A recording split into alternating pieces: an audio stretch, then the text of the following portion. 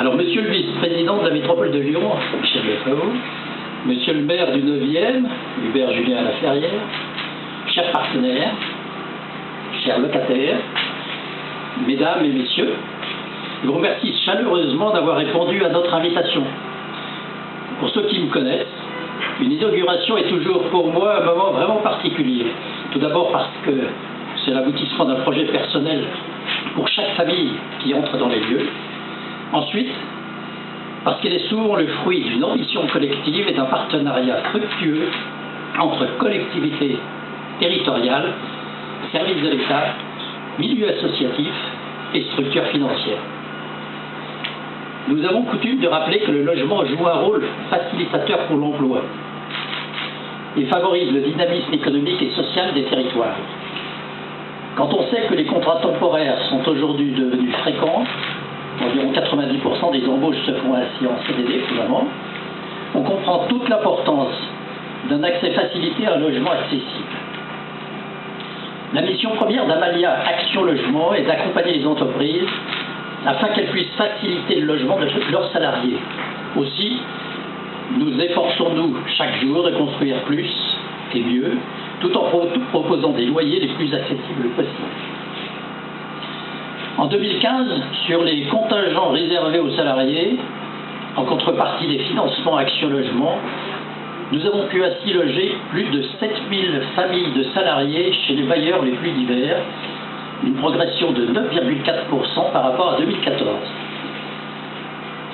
Pas seulement à Maléva, il y a bien des différences. Nous développons également notre capacité d'innovation pour procurer aux ménages des réponses adaptées à l'évolution de leurs besoins et de leur mode de vie, alliant mixité et vivre ensemble, comme l'a souligné Michel Gouillard. Cette résidence de logement intermédiaire, au cœur d'un quartier en pleine évolution, répond précisément à ces objectifs. Alors cette capacité d'innovation au service des quartiers et de la mixité sociale, nous l'avons initiée dès le lancement du gros projet de ville en 2003, car nous avons d'emblée cru au développement du plateau de la Duchère. Nous avons été en quelque sorte des pionniers en organisant l'année suivante un concours original, alors unique en France, ouvert aux jeunes architectes, dénommé Archinova, Comment habiterez-vous demain? Ce concours a permis la réalisation des maisons plateaux, premier programme de logement intermédiaire, amorçant ainsi les prémices d'un quartier rénové, plus ouvert et plus attractif. Amalia Action Logement, c'est aussi une complémentarité d'activités qui facilite l'accès au logement, ici avec l'appui d'Équature, c'est une de nos filiales qui commercialise les logements pour le compte de Promélia. Et nous avons mis en place une organisation spécifique afin de garantir un traitement plus réactif des demandes des salariés et des entreprises. Alors Michel Gouillard l'a rappelé, 80% des logements étaient réservés avant la livraison et 98% sont aujourd'hui occupés par des actifs. Alors c'est dire, monsieur le vice-président de la métropole et monsieur le maire du 9e, si nous sommes heureux d'être présents une nouvelle fois dans ce quartier de la Duchère. Et au-delà, dans cet arrondissement, bien sûr, et où nous proposons et gérons déjà plus de 1150 logements sociaux et intermédiaires. Alors vous le savez, Amalia et ses filiales font partie intégrante d'Action Logement. Et avant de vous dire quelques mots sur la réforme en cours, je souhaite rappeler le rôle majeur d'Action Logement sur les quartiers en renouvellement urbain.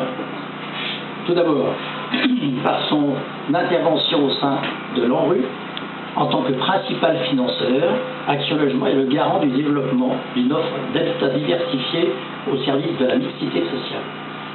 Ensuite, par l'intermédiaire de l'association Foncière Logement, nous permettons l'accès au parc intermédiaire ou privé à de jeunes actifs au sein des quartiers en pleine mutation. Mais aussi par le biais des ESH comme Allianz Habitat, qui construisent, réhabilitent, gèrent et accompagnent au quotidien les acteurs de proximité.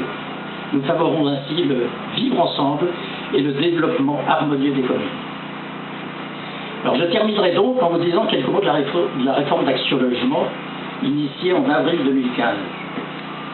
Ces dernières années, notre réseau a vécu de profondes mutations en s'adaptant continuellement aux nouveaux besoins et aux impératifs des entreprises, des salariés et des collectivités.